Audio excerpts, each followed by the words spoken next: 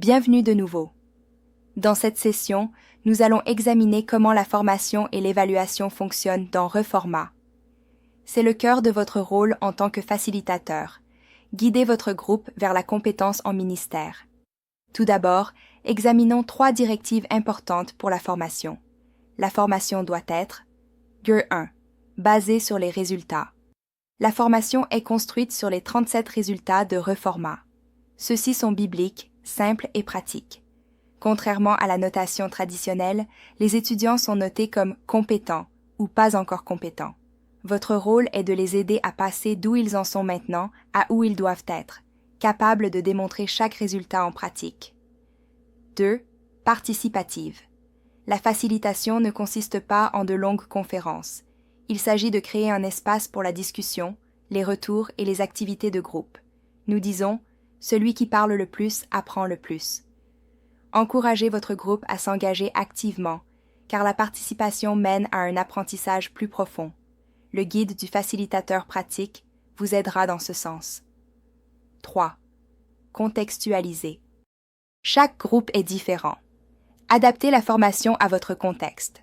Langue, culture, niveau d'éducation et technologie.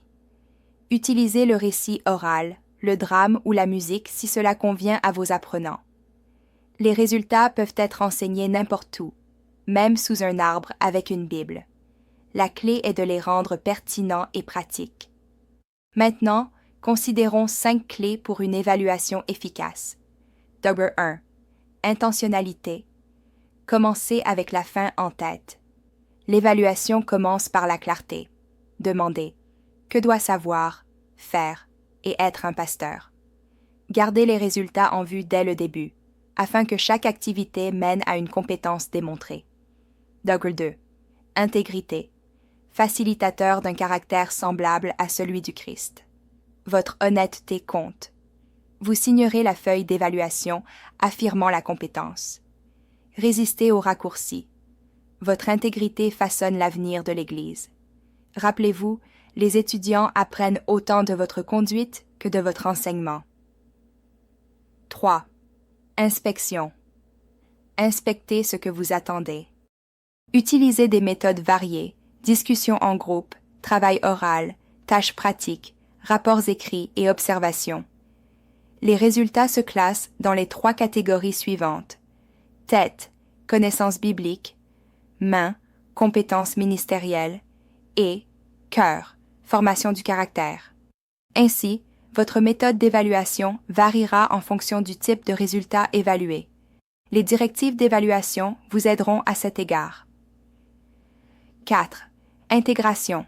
Évaluation continue intégrée à la formation. L'évaluation n'est pas un examen final. Elle est continue et intégrée à la formation. Au fur et à mesure que les étudiants pratiquent et participent, vous observez et enregistrez les compétences. Cela rend l'évaluation naturelle et efficace. GUR 5. Intervention. Intervenez lorsque vous voyez un problème. Lorsque qu'un étudiant n'est pas encore compétent, vous intervenez. Donnez des retours en utilisant la méthode du sandwich. Commencez par des encouragements, puis des domaines à améliorer, puis des recommandations. La compassion et la vérité ensemble aident les étudiants à grandir.